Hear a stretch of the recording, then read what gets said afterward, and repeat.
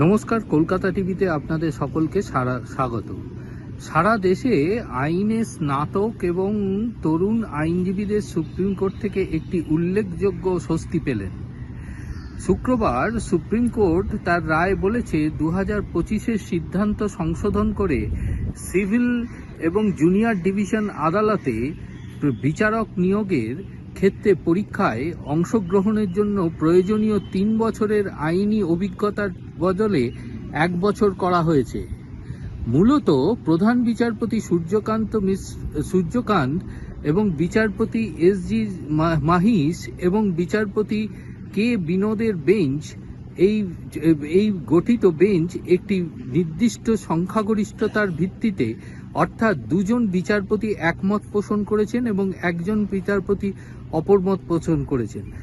ঐতিহাসিক রায় দিয়েছেন। পুনর্বিবেচনার আবেদনটি তারা খারিজ করে দিয়েছেন। পূর্ব অভিজ্ঞতায় যে সমস্ত প্রার্থীরা 2027 সাল পর্যন্ত যোগ্য বলে বিবেচিত হয়েছে, সুপ্রিম কোর্টের আইনজীবীদের মধ্যে থেকে স্বার্থরক্ষা একটি গুরুত্বপূর্ণ অন্তর্বর্তীকালীন ব্যবস্থা দিয়েছে। পূর্ববর্তী অভিজ্ঞতা ছাড়াই প্রার্থীরা 2025 থেকে 2027-এর মধ্যে বিজ্ঞপ্তি সমস্ত বিচার বিভাগীয় জারি হয়েছে। পরীক্ষায় অংশগ্রহণের যোগ্য হতে হবে 1 বছরের প্রশিক্ষণ এবং 1 বছরের ক্লার্কশিপ এবং এই ধরনের অভিজ্ঞতা নির্ধারিত থাকতে হবে। প্রার্থীরা সরাসরি এই পরীক্ষায় অংশগ্রহণের ক্ষেত্রে নির্বাচিত হওয়ার পর তাদের প্রথমে জুডিশিয়াল একাডেমিকে ট্রেনিং এবং জুডিশিয়াল অফিসারদের 1 বছরের প্রশিক্ষণ গ্রহণ নেবেন এবং 1 বছর পরিকাঠামোগত অর্থাৎ ক্লার্কশিপ এর অভিজ্ঞতা অর্জন করতে হবে। 2027-এর নতুন ব্যবস্থা কার্যকর করা হয়েছে।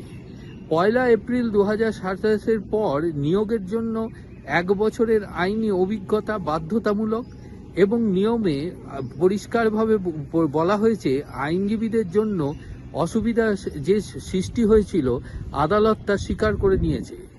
সময়সীমা 3 বছরের পরিবর্তে 1 বছর করা হয়েছে। মূলত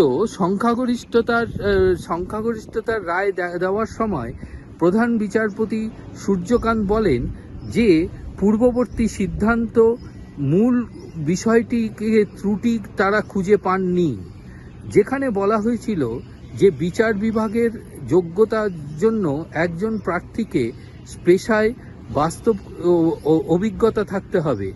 বেঞ্চ এটাও বলেছে যে শর্তটি যুক্তিযুক্ত হওয়া উচিত এবং যেখানে যুবকদের কোনো অসুবিধার কারণ না হয়। এই বিষয়টি নিয়ে সুপ্রিম কোর্ট 26শে জুলাই একটি পুনর্বিবেচনার আবেদন সুপ্রিম কোর্টে জমা পড়ে। সেই আবেদনের প্রেক্ষিতে সুপ্রিম কোর্ট সমস্ত বিষয়টিকে খতিয়ে দেখে পরিষ্কার নির্দেশ দিয়েছে যে এক্ষেত্রে 3 বছরের জায়গায় 1 বছরের অভিজ্ঞতা সম্পন্ন হলে বিচার বিভাগে বিচারক নিয়োগের ক্ষেত্রে কোনো অসুবিধা নেই।